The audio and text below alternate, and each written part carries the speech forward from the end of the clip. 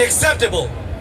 We were told that China's occupation is permanent, that Tibetan independence is unrealistic, and that we must lower our expectation, soften our language, and adjust our political demands to what the global governments find convenient. The world asked Tibetans to be patient. We waited, and we waited.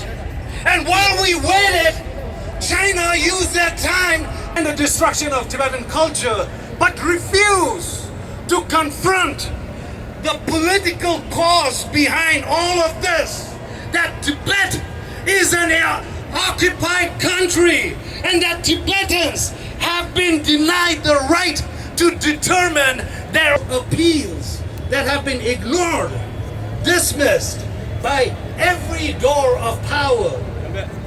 This was his wake-up calls, busiest, the most glamorous, the most deserving of freedom. And it gives me no pleasure, but we are angry, we are frustrated, and we're exhausted.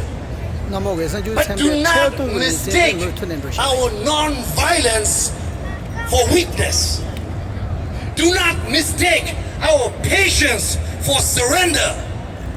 We are peaceful people, but we are not defeated people.